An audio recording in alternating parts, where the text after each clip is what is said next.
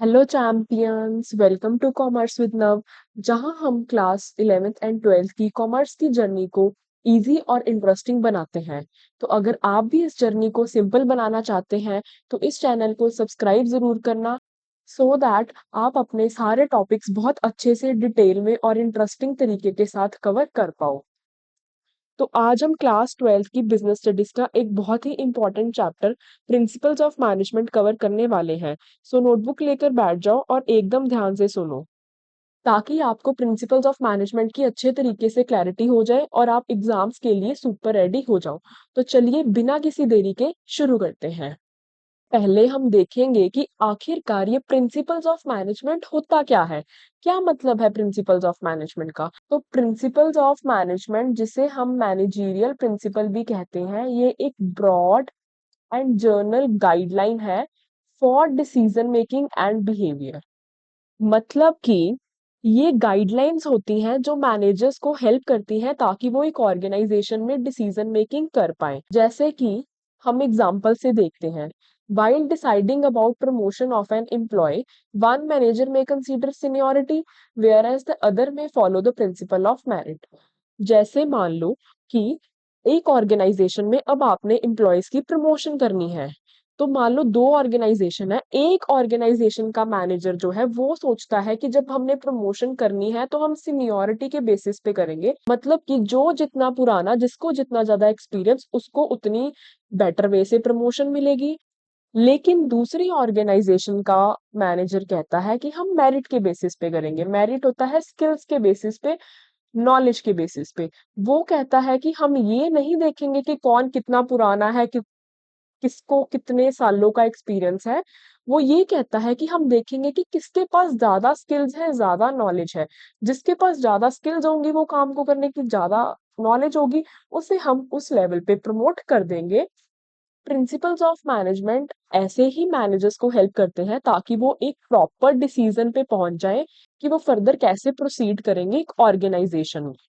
हम देखते हैं कि प्रिंसिपल्स, वैल्यूज और टेक्निक्स में क्या डिफरेंस है, क्या फर्क है इनमें।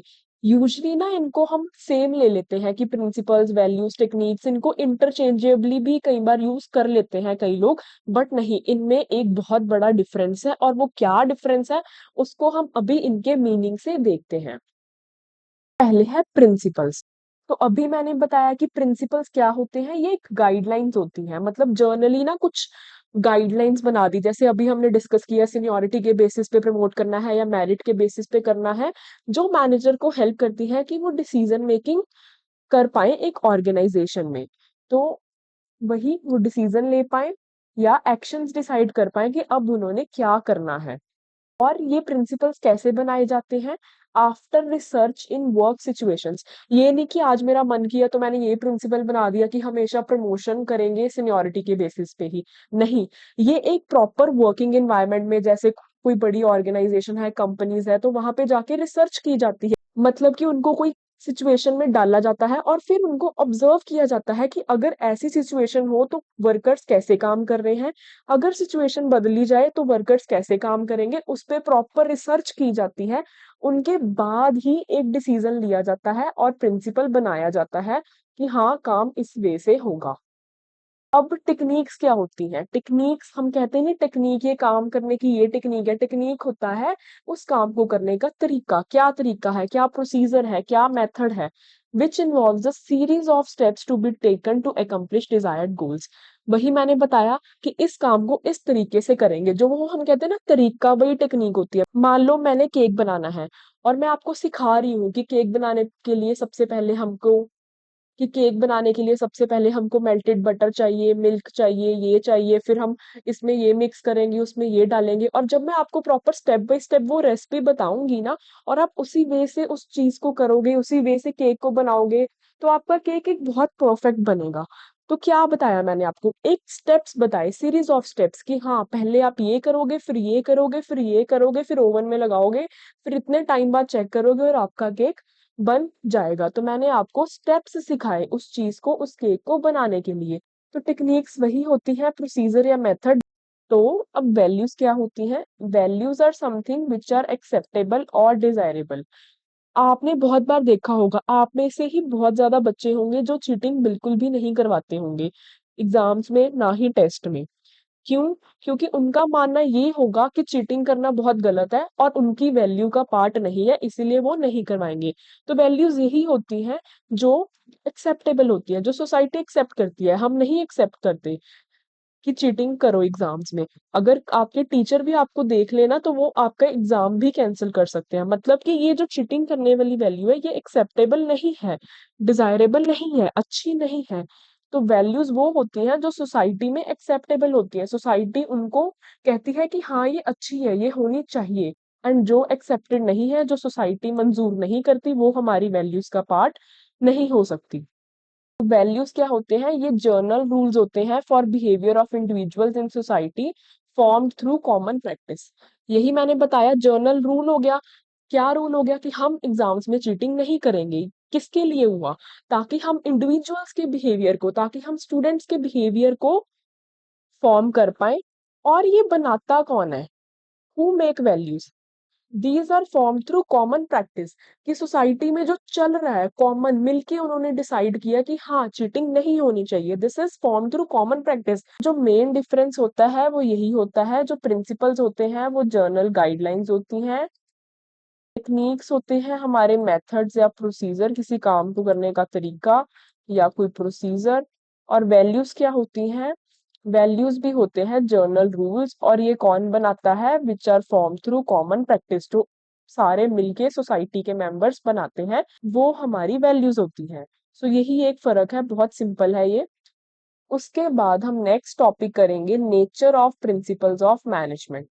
नेचर, फीचर्स या करेक्टरिस्टिक्स, ये मैं आपको हर वीडियो में बताती हूँ कि ये सेम ही होती है। तो अगर नेचर आए, फीचर्स आए, करेक्टरिस्टिक्स आए, it's one and the same thing.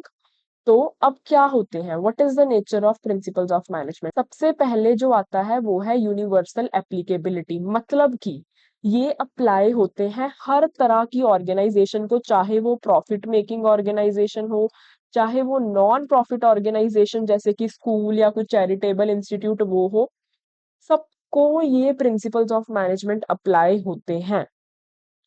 हाँ, लेकिन however the extent of their applicability would vary with the nature of the organization, business activity and scale of operations. लेकिन किस हद तक वो प्रिंसिपल अप्लाई होंगे वो डिपेंड करेगा कि वो कौन सी ऑर्गेनाइजेशन है। क्या वो प्रॉफिट मेकिंग कोई कंपनी है, या फिर कोई स्कूल है, या फिर कोई हॉस्पिटल है?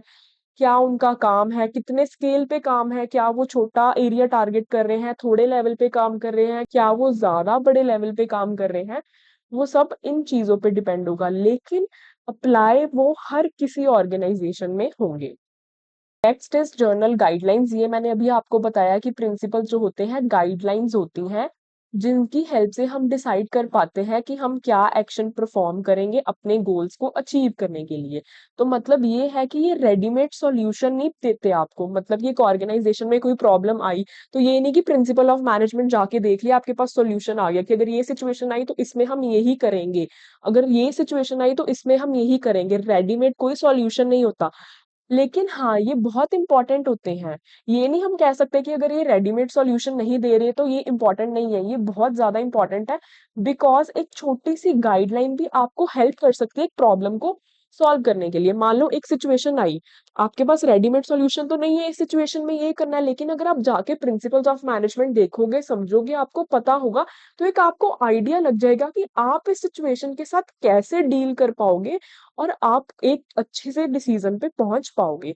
तो ये रेडीमेड सॉल्यूशन नहीं है, लेकिन ये आपको एक आइडिया देता है कि आप अपनी प्रॉब्लम के साथ कैसे डील कर सकते हैं। Next is formed by practice and experimentation. ये मैंने अभी आपको ऊपर बताया कि प्रिंसिपल्स ऑफ मैनेजमेंट कोई भी मुंह उठा के नहीं बना देता। ये एक सिचुएशन में प्रॉपर एक्सपेरिमेंट्स किए जाते हैं और ओवर टाइम ये डिसाइड किया जाता है कि हाँ ये चीज वर्क कर रही है तो इसे एक प्रिंसिपल बनाया जाए। So these are formed through experience and collective wisdom of managers as well as experimentation. उसके बाद आ गया फ्लेक्सिबल। तो प्रिंसिपल्स ऑफ मैनेजमेंट ना रिजिड नहीं होते। रिजिड क्या होता है कि अगर एक चीज लिख दी वैसे ही होगी, जैसे हमारे लॉज होते हैं। तो अगर एक लॉ बन गया, आपको उसका पालन करना ही पड़ेगा। मान लो जो ट्रैफिक के नियम होते हैं, ट्रैफिक के रूल्स होते हैं, आपको वो मानने ही पड़ते हैं और वो जल्दी चेंज नहीं किए जाते, वो रिजिड होते हैं। लेकिन जो प्रिंसिपल्स ऑफ मैनेजमेंट होते हैं ये रिजिड नहीं होते, ये पक्के नहीं होते, ये फ्लेक्सिबल होते हैं। क्योंकि हम कहते हैं ना हमारा जो इन्वायरमेंट है वो डायनामिक है। डायनामिक क्या हो गया? बार बार चेंज हो रहा है, आज कोई सिचुएशन है कल कोई और आ जाएगी। जैसे कि जीएसटी आने के बाद एक बार टैक्सेशन का सिस्टम ही बदल गया था, बिजनेसेस को थोड़ा टाइम लगा था उसे अडेप्ट करने के लिए, उन्हें अपनी बिजनेस की प्रैक्टिसेस को थोड़ा चेंज करना पड़ा था।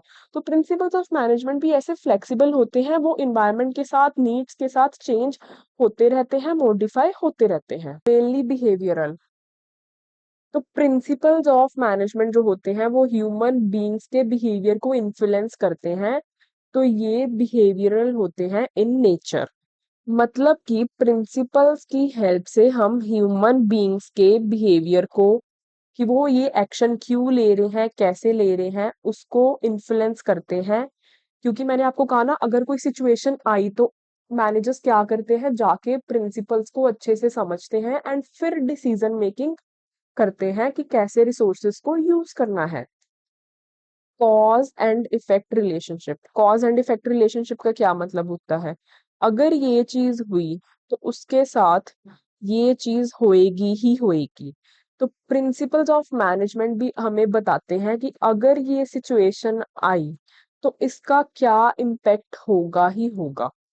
देखिए मान लो, अगर गवर्नमेंट ने टैक्स के रेट इंक्रीज कर दिए तो उसके साथ क्या इफेक्ट आएगा बिजनेस के लिए। मतलब कि एक चीज होने के कारण उसका क्या इम्पैक्ट, उसका क्या प्रभाव पड़ेगा, ये कॉज एंड इफेक्ट रिलेशनशिप बताते हैं। तो प्रिंसिपल्स ऑफ मैनेजमेंट भी एक तरह से हमें यही बताते हैं कि अगर इन्वायरमेंट में ये पर्टिकुलर सिचुएशन आएगी तो उसका एक बिजनेसेस पे क्या प्रभाव पड़ेगा। प्रिंसिपल्स ऑफ मैनेजमेंट जो होते हैं वो कंटिंजेंट होते हैं, बिकॉज ये डिपेंड करते हैं प्रिवेलिंग सिचुएशन पे। मतलब कि जो प्रिंसिपल्स होते हैं, प्रिंसिपल्स ऑफ मैनेजमेंट, इनको हमें हमारी रिक्वायरमेंट के साथ, हमारी नीड के साथ चेंज करना पड़ता है। यही नहीं कि एक प्रिंसिपल हम हर बार यूज करेंगे, जैसी जैसी सिचुएशन आई जाएगी वैसे वैसे हम प्रिंसिपल को यूज करते जाएंगे और उस प्रिंसिपल को यूज करते जाएंगे। बाद जो नेक्स्ट टॉपिक आ गया वो है significance of principles of management. तो मैंने आपको ये भी बहुत बार बताया है कि अगर सिग्निफिकेंस या इंपॉर्टेंस आ जाए तो ये भी सेम ही बात है। तो अगर importance of principles of management आ जाए आपको एग्जाम्स में, तब भी आपको यही एक्सप्लेन करके आना है। तो सबसे पहला जो पॉइंट है वो है providing managers with useful insights into reality. तो प्रिंसिपल्स ऑफ मैनेजमेंट क्या करते हैं, वो मैनेजर्स को हेल्प करते हैं ताकि वो रियलिटी को समझ पाए अच्छे से और उस हिसाब से अपनी डिसीजन मेकिंग कर पाए। मतलब कि अगर मैनेजर्स को प्रिंसिपल्स ऑफ मैनेजमेंट की अच्छे से नॉलेज है ना, तो वो उसके बेसिस पे कोई भी रियल लाइफ सिचुएशन उनके सामने चल रही है, कोई भी प्रॉब्लम चल रही है, तो उसको बहुत ही अच्छे तरीके से टैकल कर पाएंगे। उसके बाद optimum utilisation of resources and effective administration. Principles of management जो बनाए जाते हैं वो यही ध्यान में रख के बनाए जाते हैं ताकि हम हमारे रिसोर्सेज को, कौन से रिसोर्सेज जो अवेलेबल हैं एक ऑर्गेनाइजेशन के पास, टाइम हमारा रिसोर्स है, लोगों की एफर्ट हमारा रिसोर्स है, जो हमारे पास फाइनेंसिस है वो हमारा रिसोर्स है। तो हम रिसोर्सेज को बहुत ही ऑप्टिमम वे से, बहुत ही अच्छे वे से यूज कर पाए ताकि हमारी कॉस्ट कम लगे और हमें बेनिफिट ज्यादा हो और कोई भी डुप्लीकेशन ऑफ एफर्ट ना हो। तो प्रिंसिपल्स ऑफ मैनेजमेंट इस चीज पे भी हमारी हेल्प करते हैं। आ गया साइंटिफिक डिसीजन। तो ये मैंने अभी आपको बताया कि जो प्रिंसिपल ऑफ मैनेजमेंट होते हैं वो साइंटिफिक डिसीजंस होते हैं, बिकॉज ये एक्सपेरिमेंटेशन के बाद बनाए जाते हैं। ऐसे ही कोई भी प्रिंसिपल नहीं बन जाता, सो ये प्रॉपर एक्सपेरिमेंट्स के बाद बनाए जाते हैं। जैसे साइंस में लैब में प्रॉपर एक्सपेरिमेंट्स किए जाते हैं, रिजल्ट्स को देखा जाता है, ऑब्जर्व किया जाता है, उस तरीके से ही पर्टिकुलर सिचुएशन में लोगों के बिहेवियर को, उनके डिसीजन मेकिंग को, कैपेबिलिटीज को देखा जाता है, प्रॉपर एक्सपेरिमेंट्स किए जाते हैं, उसके बाद ही प्रिंसिपल्स ऑफ मैनेजमेंट बनाए जाते हैं। सो ये प्रॉपर लॉजिक पे बेस होते हैं, कोई भी ब्लाइंड फेथ नहीं होता। मीटिंग चेंजिंग इन्वायरमेंट रिक्वायरमेंट, ये मैंने अभी आपको बताया कि जो प्रिंसिपल्स होते हैं वो फ्लेक्सिबल होते हैं, बिकॉज हमारा इन्वायरमेंट क्या है, डायनेमिक है, एवर चेंजिंग है। तो इन्वायरमेंट में तो चेंजेस आती रहनी है, कभी टेक्नोलॉजी बदल गई, कभी गवर्नमेंट ने कोई रूल बदल दिया, कभी कुछ बदल दिया। तो प्रिंसिपल्स ऑफ मैनेजमेंट इस वे से बनाए जाते हैं ताकि हम उन सारी सिचुएशन के साथ डील कर पाए। फुलफिलिंग सोशल रिस्पॉन्सिबिलिटी, तो principles of management social responsibility भी फुलफिल करने में हेल्प करते हैं। अब आप सोचोगे कि प्रिंसिपल्स ऑफ मैनेजमेंट का सोशल रिस्पॉन्सिबिलिटी के साथ क्या लेना देना, तो लेना देना ये है। एक ना प्रिंसिपल ऑफ मैनेजमेंट है इक्विटी, जो कि 14 प्रिंसिपल्स ऑफ मैनेजमेंट जो कि हेनरी फ्योल ने दिए थे उसमें अभी हम डिस्कस करेंगे। तो उसका मतलब ये होता है कि हम हमारे एम्प्लॉयज को इक्वली, मतलब कि बराबर वे में ट्रीट करेंगे, बराबर वे से कंसीडर करेंगे, सेम लेंगे। तो इसी तरीके से जो बाकी के भी प्रिंसिपल्स होते हैं ना, वो कहीं ना कहीं हमें अवेयरनेस देते हैं ताकि हम एज अ बिजनेस अपनी एक जो सोसाइटी की तरफ रिस्पॉन्सिबिलिटी होती है उसको भी फुलफिल कर पाए। Management training, education and research, तो ये जो प्रिंसिपल्स ऑफ मैनेजमेंट होते हैं ना, ये मैनेजमेंट थ्योरी का बहुत इंपॉर्टेंट पार्ट है। और ये आप जानते होंगे कि जो स्टूडेंट्स हैं वो एमबीए करने के लिए आईआईएम्स में, टॉप इंस्टीट्यूट्स में जाना पसंद करते हैं। इवन बैचलर्स बीबीए करने के लिए भी वो प्रॉपर स्टडी करते हैं, और वहां पे उनको ये अच्छे से डिटेल में प्रिंसिपल्स पढ़ाए जाते हैं और उनकी एप्लीकेशन भी सिखाई जाती है with case studies, real life experiences. तो ये प्रिंसिपल्स ऑफ मैनेजमेंट जो होते हैं ना, वो एक हमारी मैनेजमेंट थ्योरी का जो हम यूज करते हैं हमारे आने वाले मैनेजर्स को ट्रेन करने के लिए through their studies in MBA, in BBA, वहां पे एक बहुत इंपॉर्टेंट रोल प्ले होता है और ये उसका बहुत इंपॉर्टेंट पार्ट होता है, प्रिंसिपल्स ऑफ मैनेजमेंट। उसके बाद अब हम करेंगे one of the most important topic, Taylor's scientific management. तो अब हम ये देखते हैं कि ये है क्या। Frederick Winslow Taylor was an American mechanical engineer who sought to improve industrial efficiency। तो ये जो टेलर थे ना, तो इनका फुल नेम था फ्रेडरिक विंसलो टेलर। तो एक अमेरिकन मैकेनिकल इंजीनियर थे जिनका एक ही पर्पस था कि वो इंडस्ट्रियल एफिशिएंसी, क्योंकि इंडस्ट्रीज में जिस तरीके से काम किया जाता है, फैक्ट्रीज में जिस वे से काम किया जाता है, उस तरीके को थोड़ा इम्प्रूव कर पाए, एफिशिएंसी को, प्रोडक्टिविटी को इंक्रीज कर पाए। He is known for the coinage of the term scientific management. तो इन्होंने साइंटिफिक मैनेजमेंट टर्म जो हम पढ़ते हैं ना साइंटिफिक मैनेजमेंट के बारे में, वो टर्म इन्होंने ही इंट्रोड्यूस की थी अपने एक आर्टिकल में। आर्टिकल का क्या नेम था, the principles of scientific management in 1911। तो इस ईयर में इन्होंने एक आर्टिकल लिखा था प्रिंसिपल्स ऑफ साइंटिफिक मैनेजमेंट पे, और वहां से ये बहुत ज्यादा फेमस हो गए थे for introducing the term scientific management, जिसके कारण इनको फादर ऑफ साइंटिफिक मैनेजमेंट भी कहा जाता है। बहुत इंपॉर्टेंट है, ये 1 मार्क में भी पूछ सकते हैं और ये आपको जर्नली पता भी होना चाहिए बीइंग अ मैनेजमेंट स्टूडेंट की who is the father of scientific management. जब भी आपसे पूछे तो आपके दिमाग में नाम हमेशा हमेशा टेलर का ही आना चाहिए। इन्होंने साइंटिफिक मैनेजमेंट को कैसे एक्सप्लेन किया था, what do he mean by scientific management. Scientific management means knowing exactly what you want men to do and seeing that they do it in the best and cheapest way। तो इनके हिसाब से scientific management का सिर्फ इतना ही मतलब है कि पहले आपको ये पता होना चाहिए कि आप अपने मैन, मतलब कि आपके अंदर जो एम्प्लॉयज, जो वर्कर काम कर रहे हैं, आप उनसे क्या करवाना चाहते हो, व्हाट, और फिर ये इंश्योर करना कि वो उस काम को जो आप उनसे करवाना चाहते हो, वो उस काम को बहुत ही सही तरीके से, बेस्ट तरीके से और चीपेस्ट यानी सस्ते तरीके से करें। मतलब कि काम को करे भी बहुत अच्छे से और आपको ज्यादा कॉस्ट, टाइम, एफर्ट कुछ ज्यादा ना लगे, एक चीपेस्ट पॉसिबल वे में आपका काम हो जाए। तो इनका बस साइंटिफिक मैनेजमेंट से यही मतलब था। उसके बाद जो प्रिंसिपल्स ऑफ साइंटिफिक मैनेजमेंट इन्होंने दिए जिनके लिए ये फेमस हुए, तो वो कौन से प्रिंसिपल्स हैं, वो 4 मेन प्रिंसिपल्स हैं। कौन से, science not rule of thumb, harmony not Discord, cooperation not individualism, fourth one is development of each and every person to his or her greatest efficiency and prosperity।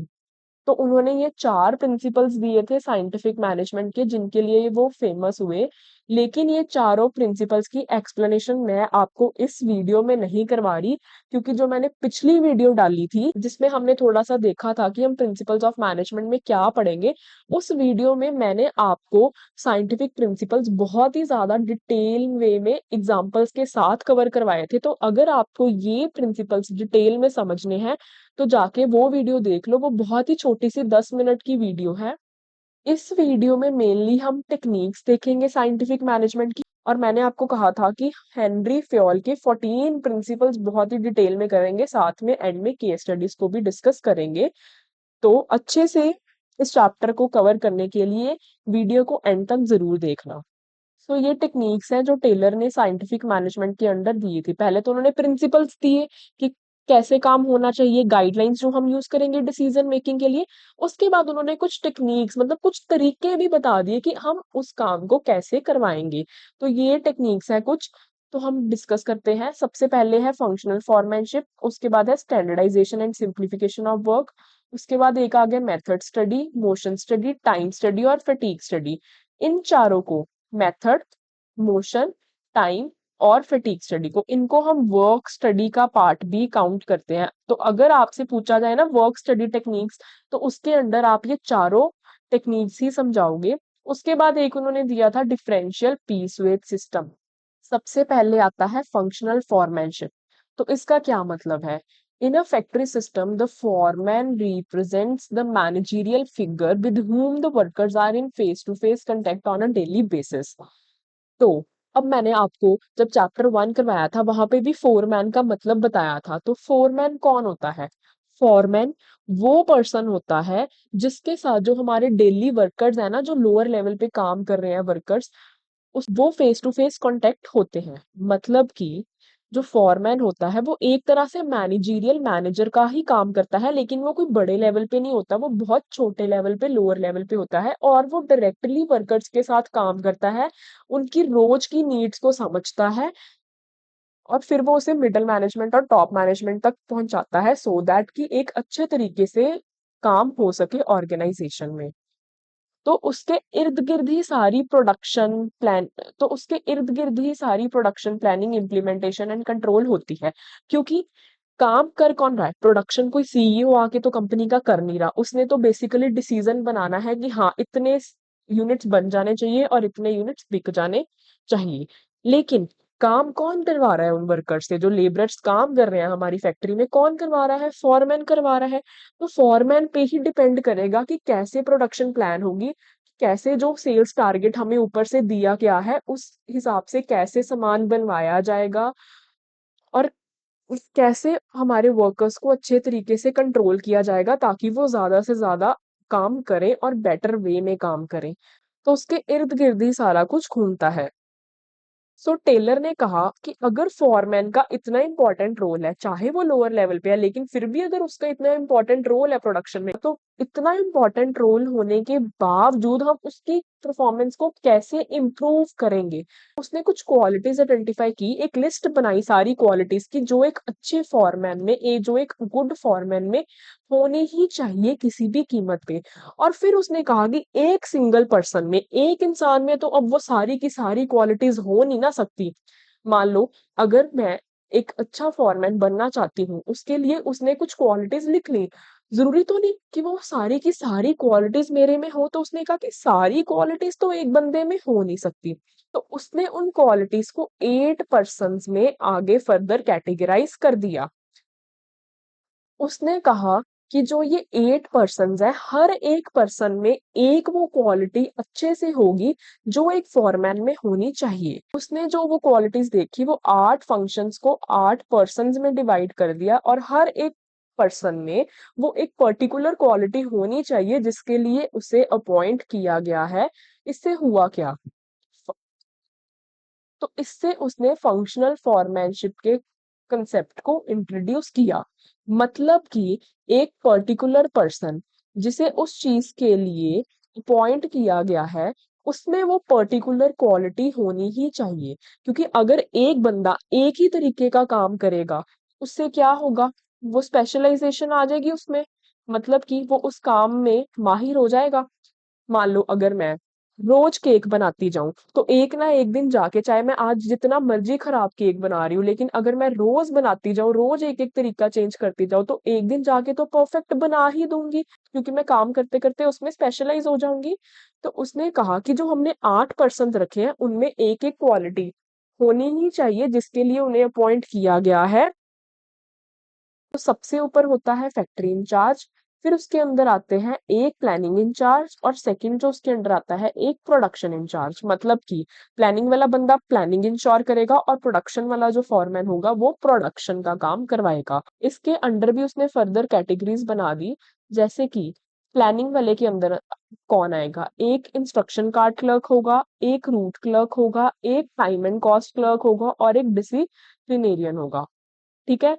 उसके बाद production के अंदर एक होगा speed boss, एक होगा gang boss, एक repair boss और एक इंस्पेक्टर। तो जैसे टाइम एंड कॉस्ट क्लर्क है, उसमें कौन सी क्वालिटी होगी कि काम को कम समय में और कम कॉस्ट में अच्छे से करवाना। तो उसने सिर्फ ये इंश्योर करना है, उसका टाइम और कॉस्ट के साथ ही लेना देना है। तो अगर वो रोज इसी चीज का सिर्फ ध्यान रखेगा तो वो इस काम में माहिर हो जाएगा और इस काम को और बेटर तरीके से परफॉर्म कर पाएगा, जिससे काम में और ज्यादा एफिशिएंसी आ जाएगी। तो सिंपल सी बात है, फंक्शनल फॉरमैनशिप का मतलब ही यही है कि एक बंदा सारे काम नहीं कर रहा, काम को डिवाइड किया गया है टास्क में, और हर बंदा जो वो एक पर्टिकुलर टास्क परफॉर्म कर रहा है उसमें वो एक क्वालिटी है, और वो काम को बार बार कर करके उसमें परफेक्ट बनता जा रहा है। पर्पस यही है ताकि हम एफिशिएंसी काम की इंक्रीज कर पाए, प्रोडक्टिविटी इंक्रीज कर पाए। उसके बाद जो सेकंड टेक्निक थी वो थी standardisation and simplification of work. ये आपको नाम से ही समझ आ रही होगी, स्टैंडर्डाइजेशन। स्टैंडर्डाइजेशन किससे बना है? स्टैंडर्ड से। स्टैंडर्ड हम किसे कहते हैं? एक बेंचमार्क, कि मेरा ये स्टैंडर्ड है, मतलब कि मेरा ये बेंचमार्क है, मुझे इस लेवल का काम तो करना ही करना है, इससे बेटर हो जाए तो और बढ़िया। तो standardisation refers to the process of setting standards for every business activity. उन्होंने कहा कि एक बिजनेस में जितने तरीके के काम हो रहे हैं, चाहे वो प्रोडक्शन का काम हो रहा है, चाहे वो मार्केटिंग का काम हो रहा है, कोई भी काम हो रहा है, उस एक्टिविटी का एक स्टैंडर्ड सेट कर दो। और ये स्टैंडर्ड क्या होंगे? बेंचमार्क होंगे, जिन्हें हमें फॉलो करना ही पड़ेगा। कि हम कोई भी काम कर रहे हैं तो हमें ये पर्टिकुलर लेवल तो अचीव करना ही करना है, इससे ज्यादा कर पाए तो बढ़िया है। मान लो उन्होंने प्रोडक्शन का स्टैंडर्ड रख लिया 500 यूनिट्स पर डे की, उन्होंने 500 यूनिट पर दिन के बनाने हैं, ये उनका स्टैंडर्ड है, इसे तो उन्हें फॉलो करना ही करना है। 550 बना दे तो बढ़िया, लेकिन 450 या 480 या 490 नहीं हो सकते। 500 मतलब 500, बिकॉज एक स्टैंडर्ड सेट कर दिया। These are some of the objectives कि हम स्टैंडर्डाइजेशन क्यों करते हैं। सबसे पहले, to reduce a given line और product to fix type sizes और characteristics.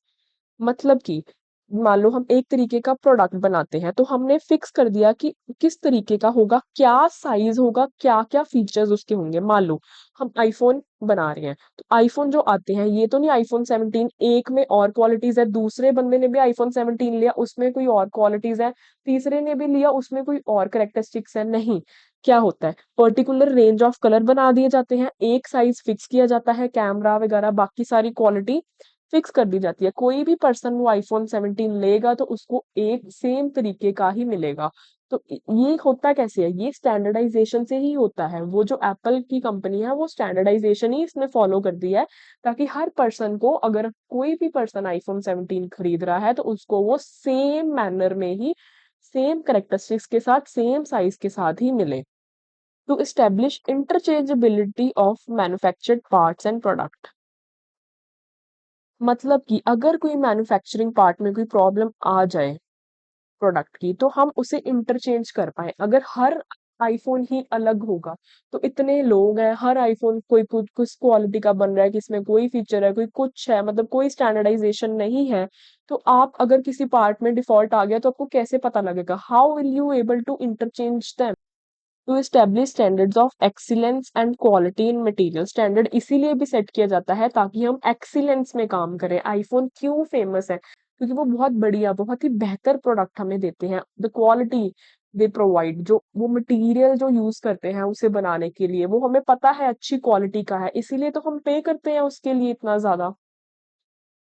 To establish standards of performance of man and machine. ये इसीलिए भी स्टैंडर्डाइजेशन की जाती है ताकि जो हम हमारे एम्प्लॉय से काम करवा रहे हैं या जो हम मशीन्स यूज कर रहे हैं अपनी वर्क प्रोसेस में, उनके लिए भी हम परफॉर्मेंस स्टैंडर्ड्स बना पाए। जैसे मैंने अभी बताया ना 500 यूनिट्स, तो हमने हमारे वर्कर्स के लिए ये स्टैंडर्ड सेट कर दिया कि आपको 500 यूनिट्स तो एक दिन में बनाने ही बनाने पड़ेंगे किसी भी कीमत पे, तो वो उस वे से परफॉर्म करेंगे।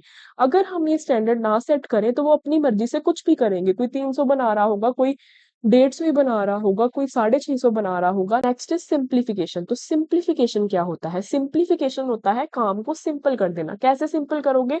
इलिमिनेट करोगे अननेसेसरी डाइवर्सिटी ऑफ प्रोडक्ट्स। मतलब कि जो अननेसेसरी प्रोडक्ट्स है जिनकी ज्यादा सेल भी नहीं हो रही और वो आपके लिए कॉस्ट ही बढ़ा रहे हैं, अनड्यू प्रेशर ही बढ़ा रहे हैं, उनको रिमूव कर दो, नहीं चाहिए। उसके बाद नेक्स्ट टेक्निक आ गई मेथड स्टडी।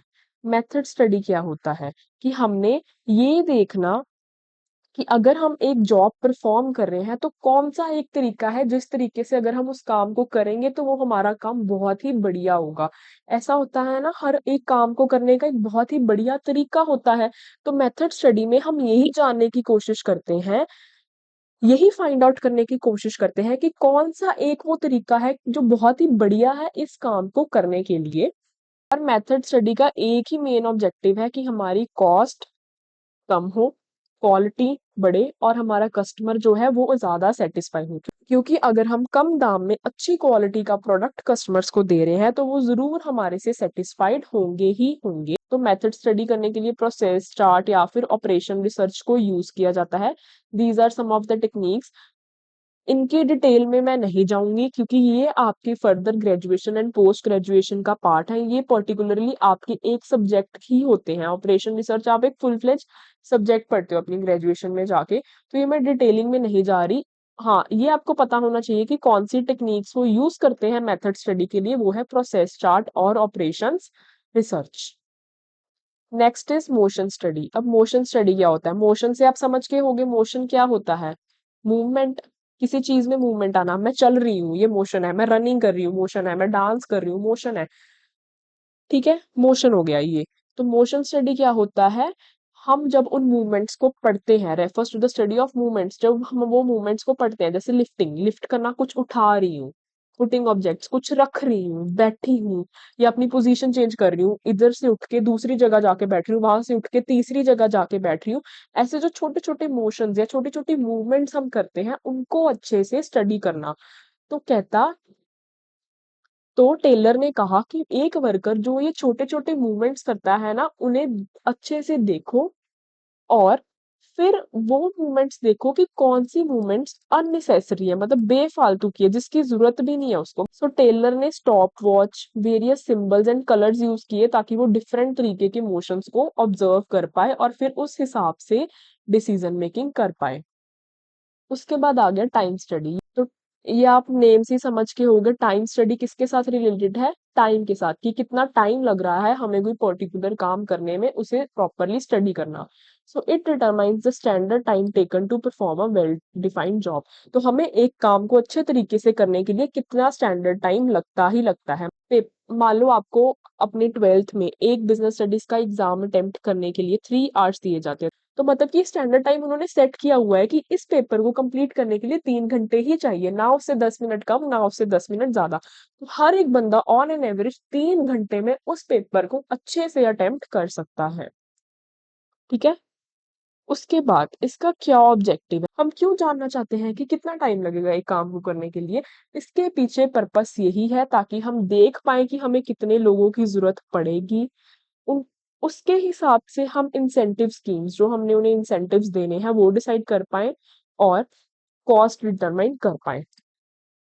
मतलब कि मान लो अगर मेरे को दिन में 500 यूनिट्स ही बनाने हैं, ये तो मुझे पता लग गया कि मैंने 500 यूनिट्स बनाने हैं, लेकिन मुझे ये भी तो पता होना चाहिए ना एक यूनिट कितनी देर में बनेगा।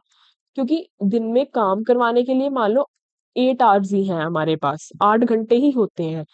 तो मुझे ये भी पता होना चाहिए कि एक यूनिट को बनाने में कितना टाइम लगेगा। उस हिसाब से मैं रखूँगी ना, अब मुझे कितने वर्कर्स की ज़रूरत है ताकि वो 8 घंटे के अंदर-अंदर, अगर मान लो रेस्ट टाइम सारा कुछ इंक्लूड करें और वो एक्टिवली 7 आवर्स ही काम करें, तो 7 घंटे के अंदर-अंदर वो 500 यूनिट बन जाने चाहिए। तो उस हिसाब से मेरे को कितने लोगों की ज़रूरत है, कितने लोग मुझे अपने अंदर रखने पड़ेंगे, वो मुझे देखना पड़ेगा। तो इसीलिए मुझे एक स्टैंडर्ड टाइम पता होना चाहिए। उस हिसाब से मान लो मैं इंसेंटिव दूँगी, मान लो अगर एक वर्कर उस टाइम में 20 यूनिट बना सकता है, लेकिन किसी वर्कर ने 30 यूनिट्स बना दिए, 40 यूनिट्स बना दिए, तो मैं उसे कुछ रिवॉर्ड दूँगी जिससे वो खुश होगा और ज़्यादा बेटर परफ़ॉर्म करेगा। तो इंसेंटिव स्कीम्स भी तो मैं उसी वे से कर सकती हूँ। अगर मुझे पता ही नहीं है एक वर्कर 1 यूनिट बनाने में कितना टाइम लगता है और वो 7 घंटे में कितने यूनिट्स बना सकता है, तो मैं उसे कैसे इंसेंटिव दूँगी? कोई मान लो 5 बना जाए, कोई मान लो 30 बना बना जाए, तो क्या फ़ायदा हुआ ज़्यादा बनाने वाले को? डिटरमाइन द लेबर कॉस्ट, और हम लेबर की कॉस्ट को भी एस्टिमेट कर सकते हैं उस हिसाब से, तो इसीलिए टाइम स्टडी बहुत इंपॉर्टेंट है। उसके बाद आ गया फटीग स्टडी। फटीग फटीग होता है थकावट, कि जब कोई वर्कर थका हुआ फील करता है, तो फटीग स्टडी हम क्यों करते हैं, हम क्यों देखना चाहते हैं एक वर्कर की थकावट के बारे में, ताकि हम ये देख पाए कि उस वर्कर को कितनी देर की और कितनी बार दिन में रेस्ट चाहिए ताकि वो अच्छे से अपने काम को कर पाए। मान लो अगर हमने कहा कि हम 8 आवर्स का जो है वर्किंग टाइम है, जितनी देर हमारे पास वर्कर होता है उस ऑर्गेनाइजेशन में। अगर हम 8 घंटे उससे लगातार काम करवा पाए, तो पहले 1-2 घंटे उसकी एफिशिएंसी बहुत अच्छी होगी, बहुत बढ़िया काम कर रहा होगा, फिर थक जाएगा, थोड़ा कम, थोड़ा कम, थोड़ा कम, और हो सकता है शाम के 3 घंटे तो वो 1 यूनिट भी मुश्किल से बना पा रहा है और वो इतनी अच्छी क्वालिटी का नहीं बना पा रहा। तो ये बेटर नहीं होगा पहले 2 घंटे काम कराएँ, फिर एक छोटी-सी टी ब्रेक दे दें 10-15 मिनट की, फिर काम कराएँ, फिर लंच ब्रेक दे दें। फिर एंड में काम कराएँ, इससे जब हम उसे थोड़ी-थोड़ी देर की रेस्ट देंगे ना और वो रेस्ट करके दोबारा से काम करेगा, तो वो और बढ़िया तरीके से कर पाएगा। इसीलिए हम फटीग स्टडी करते हैं ताकि हम देख पाएँ पहले तो हमने कितनी ब्रेक्स देनी है, फ्रीक्वेंसी मतलब कितनी देनी है, 1 देनी है, 2 देनी है, 3 देनी है, और अमाउंट कि एक ब्रेक कितनी देर की होनी चाहिए। जैसे टी ब्रेक है तो वो 15 मिनट की हो सकती है, लंच ब्रेक मान लो 1 घंटे की दे दी या 40 मिनट की दे दी, तो कितनी नंबर ऑफ ब्रेक्स कितनी होनी चाहिए, 1, 2, 3, 4, और एक ब्रेक कितनी देर की, और एक ब्रेक कितनी देर की होनी चाहिए, 10 मिनट, 15 मिनट, आधा घंटा, कितनी देर की। तो इसीलिए फटीग स्टडी की जाती है। लेकिन अब हम देखते हैं कि फटीग होती क्यों है, वर्कर्स थकते क्यों हैं? लॉन्ग वर्किंग्स आर, ये मैंने अभी आपको बताया। अनसुटेबल काम कर रहे हैं, वो काम है ही नहीं उनके करने के लिए, वो उस काम के लिए बने ही नहीं हुए। मान लो मैंने अकाउंटेंसी, टैली सब कुछ सीखा है, मैं कंप्यूटर आगे बैठ के टैली का सारा काम कर सकती हूँ, और आप मेरे से क्या कर रहे हो? आप मेरे से इतना भारी-भारी सामान उठवा के एक जगह से दूसरी जगह रखवा रहे हो। मैं तो 1 घंटे में ही थक जाऊँगी, क्योंकि वो मेरा काम ही नहीं है, वो मेरा नेचर ऑफ वर्क ही नहीं है। मैं तो कंप्यूटर आगे बैठ के चाहे 10 घंटे मेरे से काम करवा लो, लेकिन लेबर वाला काम मैं नहीं कर सकती। Having uncordial relations with the boss, आपका बॉस के साथ रिलेशंस ही नहीं अच्छा, तो आप दिल से ही काम नहीं करना चाह रहे, आप थक ही जाओगे। बैड वर्किंग कंडीशंस, जहाँ पे आप काम कर रहे हो वहाँ की जो आस-पास की कंडीशंस है काम करने वाली, वही अच्छी नहीं है, कोई क्लीन ड्रिंकिंग वाटर नहीं है, बहुत ज़्यादा स्मेल आ रही है वहाँ से, तो आप काम कर ही नहीं पाओगे। So these are some of the reasons of fatigue. तो नेक्स्ट टेक्निक आ गई डिफरेंशियल पीस वेट सिस्टम। तो अब डिफरेंशियल पीस वेट सिस्टम का क्या मतलब है? तो टेलर ने कहा कि हमें एफिशिएंट और इनएफिशिएंट वर्कर्स को डिफरेंशिएट करना चाहिए। मतलब मान लो एक ऑर्गेनाइजेशन में, मेरी कंपनी में, मेरी फैक्ट्री में 30 लोग काम कर रहे हैं, 30 वर्कर्स हैं, तो उनमें से कोई बहुत बढ़िया काम कर रहे होंगे और कोई बिल्कुल बेकार कर रहे होंगे।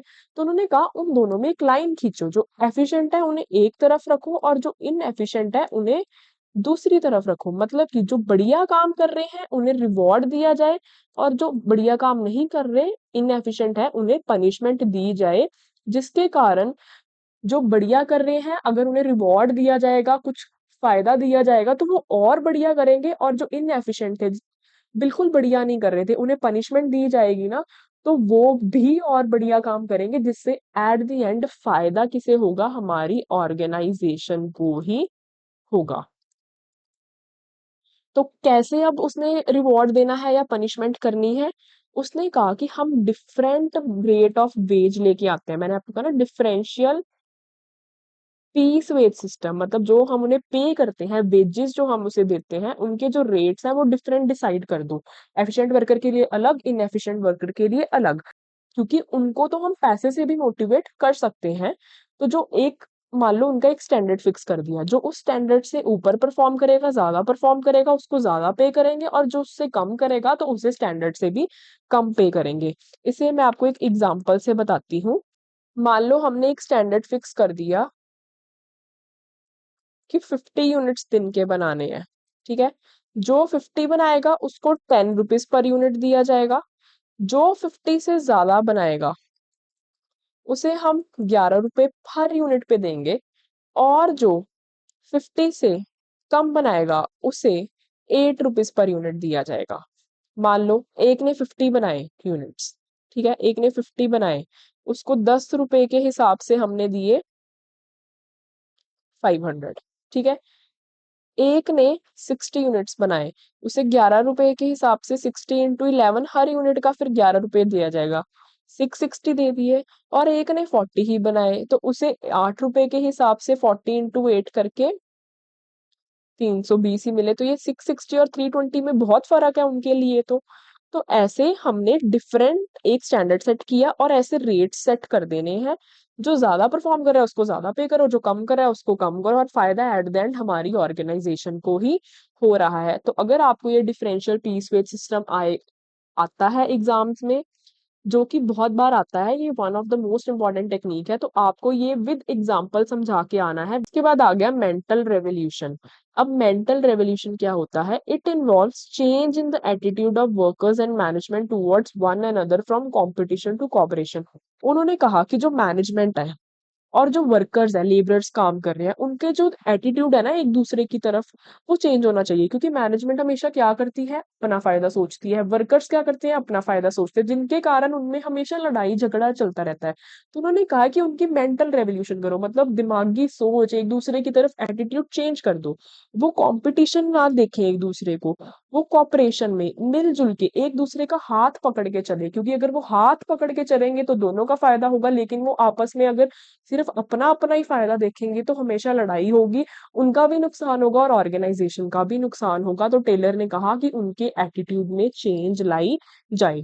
तो ये उसने प्रिंसिपल्स के साथ साथ हमें 8 टेक्निक्स भी बता दी कि कैसे हम उन प्रिंसिपल्स को यूज कर सकते हैं ऑर्गेनाइजेशन में। अब जो हम पढ़ने जा रहे हैं नेक्स्ट टॉपिक, वो है फ्योल्स प्रिंसिपल्स ऑफ मैनेजमेंट। ये भी बहुत इंपॉर्टेंट है। तो टेलर और फ्योल के प्रिंसिपल बहुत इंपॉर्टेंट है, और फ्योल के तो वैसे भी बहुत ही ज्यादा इंपॉर्टेंट है। ये तो एग्जाम्स में बहुत ज्यादा आते हैं, और आपकी अंडरस्टैंडिंग के लिए भी, आपकी नॉलेज के लिए भी ये प्रिंसिपल्स आपको पता होने चाहिए। तो अब थोड़ी इंट्रोडक्शन देख लेते हैं कि ये प्रिंसिपल किसने दिए थे। ये हेनरी फ्योल ने दिए थे। वो कौन था? वो फ्रेंच मैनेजमेंट थ्योरिस्ट था, जिसकी थ्योरी किसके रिलेटेड होती थी? Scientific organisation of labour. कि उसकी थ्योरीज लेबर की तरफ ही यूजुअली होती थी। जैसे कि टेलर ने हमें दिए प्रिंसिपल्स, उनका फोकस मेन था कि एफिशिएंसी कैसे इंप्रूव की जाए। इसने लेकिन जो मेन फोकस किया ना फ्योल ने, एडमिनिस्ट्रेशन पे किया। तो ये थोड़ा बताया गया कि कि फ्योल ने किस एकेडमी से ग्रेजुएशन की थी, ये नेम बताया गया किस ईयर में की थी, और वो एक माइनिंग इंजीनियर थे। उन्होंने 14 प्रिंसिपल्स दिए मैनेजमेंट के, जो डिस्कस किए उन्होंने अपनी बुक में डिटेल में 1917 में। ये था बुक का नेम, ये फ्रेंच में है नेम।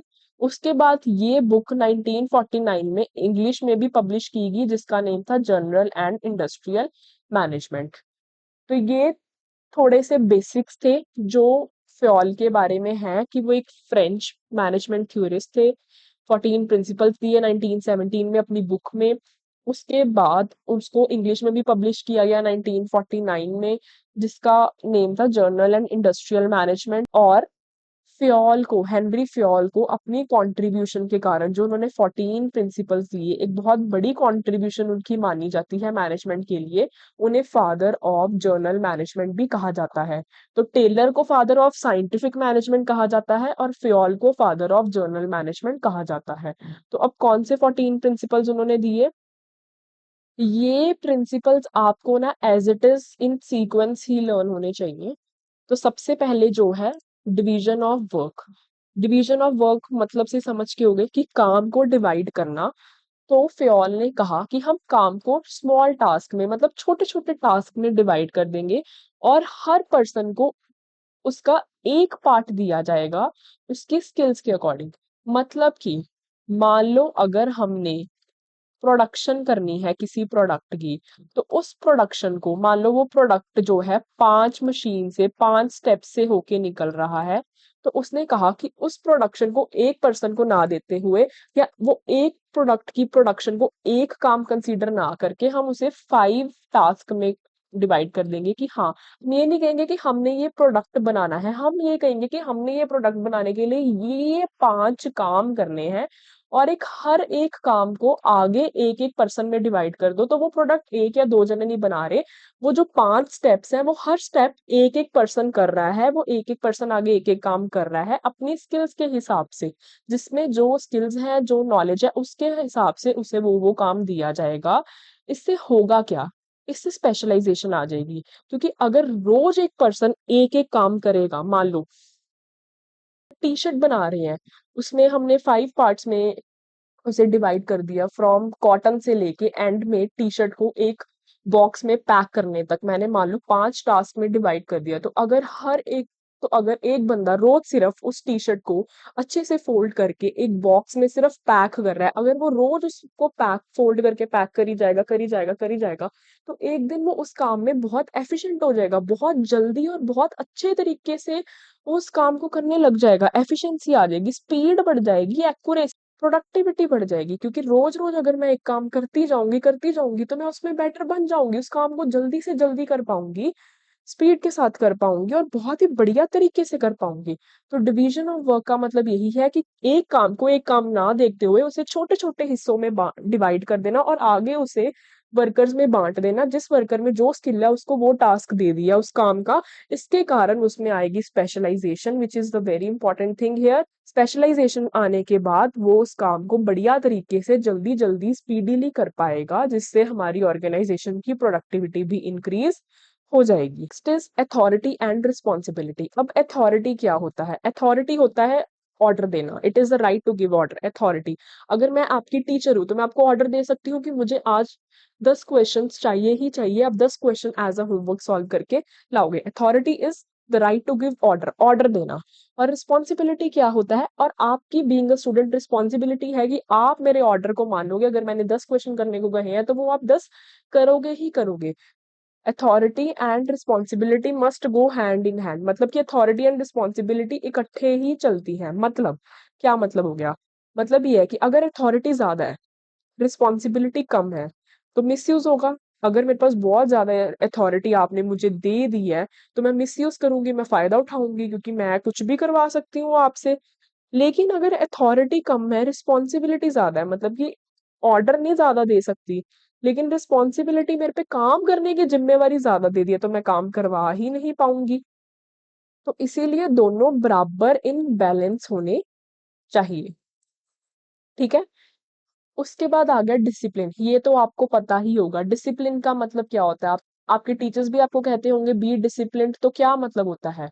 डिसिप्लिन का मतलब होता है कि जो रूल्स एंड एग्रीमेंट्स बनाए गए हैं ऑर्गेनाइजेशन में, हमें उन्हें मानना है। जब आपको कहते हैं कि स्कूल में डिसिप्लिन चाहिए, अनुशासन चाहिए, उसका मतलब यही होता है ना कि आप प्रॉपर यूनिफ़ॉर्म में जाओगे, प्रॉपर वे में अपना होमवर्क करके जाओगे, क्लास में चुप करके बैठोगे, टीचर की बात सुनोगे, टेस्ट प्रॉपर प्रिपेयर करोगे, प्रॉपर स्टडी करोगे घर आके, तो आप डिसिप्लिन्ड रहोगे। मतलब जो आपके स्कूल के रूल्स रेगुलेशंस हैं, आप उन्हें अच्छे से मानोगे। तो ऐसे ही ऑर्गेनाइजेशन के जो रूल्स हैं, एग्रीमेंट्स हैं, आप उन्हें अच्छे तरीके से मानोगे। तो डिसिप्लिन में हमें क्या चाहिए होता है? Good supervision. आपके टीचर अगर अच्छे से आपको देखते हैं, सुपरवाइज़ करते हैं, तो आप डिसिप्लिन्ड होगे, लेकिन अगर उनका ध्यान ही नहीं है उनके स्टूडेंट्स क्या कर रहे हैं, तो वो अच्छी सुपरविज़न तो नहीं ना हुई। एक अच्छी सुपरविज़न चाहिए, क्लियर कट रूल्स रेगुलेशंस होने चाहिए और फेयर रिवॉर्ड्स और पेनल्टी हो। तो अगर कोई अच्छा रह रहा है, डिसिप्लिन्ड है, तो उसे रिवॉर्ड करो। जैसे एंड में आपको एनुअल डे में प्राइज़ भी देते होंगे फॉर 100% अटेंडेंस या जो भी है, क्योंकि आप डिसिप्लिन थे, आप पूरा साल स्कूल के। और अगर आप अच्छे से नहीं जा रहे, लेकिन अगर आप डिसिप्लिन नहीं हो, मान लो आप स्कूल में रोज़ अच्छे तरीके से नहीं तैयार होके जाते, आपकी यूनिफ़ॉर्म बिल्कुल ही गंदी होती है, आपके शूज़ नहीं प्रॉपर होते, तो आपको फाइन भी तो लग जाता है। तो अगर आप अच्छे से नहीं कर रहे, डिसिप्लिन नहीं हो, तो आपको पेनाल्टी लगेगी यानी फाइन लगेगा, क्योंकि डिसिप्लिन के बिना कोई भी ऑर्गेनाइजेशन ग्रो नहीं कर सकती। उसके बाद आ गया unity of command. Unity of command का मतलब है कि अगर एक एम्प्लॉय है तो उसे एक ही सुपीरियर ऑर्डर देगा। मान लो मैं टीचर हूँ और एक प्रिंसिपल है मेरे ऊपर, और मैं अपने प्रिंसिपल के ऑर्डर मान ली हूँ, ठीक है। मतलब एक सबॉर्डिनेट, मैं टीचर, बीइंग अ टीचर मैं सबॉर्डिनेट हूँ, और मेरा सुपीरियर, मेरे से ऊपर वाली पोजीशन में कौन है, प्रिंसिपल।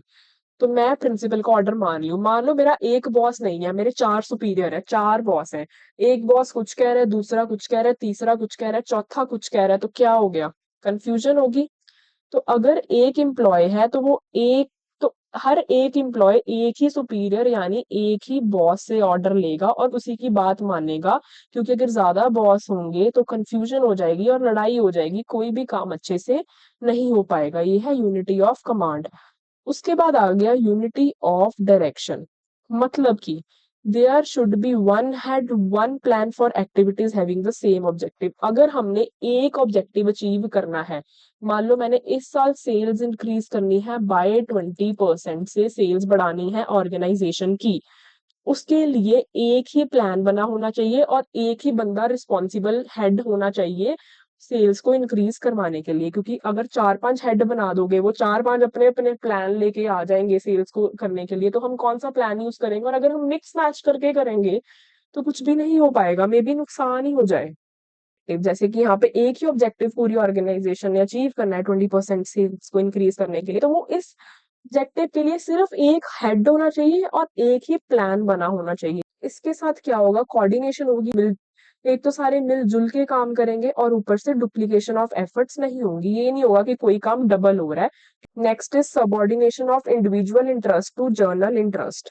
मतलब कि जो ऑर्गेनाइजेशन का इंटरेस्ट है वो सबसे ऊपर, कि जो हम सारे एम्प्लॉयज काम कर रहे हैं ना, हम हमारी ऑर्गेनाइजेशन के, हमारी कंपनी के फायदे के लिए कर रहे हैं। जैसे मान लो एक स्कूल के जो टीचर्स होते हैं वो किस लिए काम कर रहे होते हैं, ताकि वो अपने स्टूडेंट्स को अच्छी से अच्छी क्वालिटी की एजुकेशन दे और उनके स्टूडेंट्स बेटर परफॉर्म कर पाए और लाइफ में भी बेटर इंसान बन पाए, इंडिविजुअल बन पाए और कुछ अचीव कर पाए।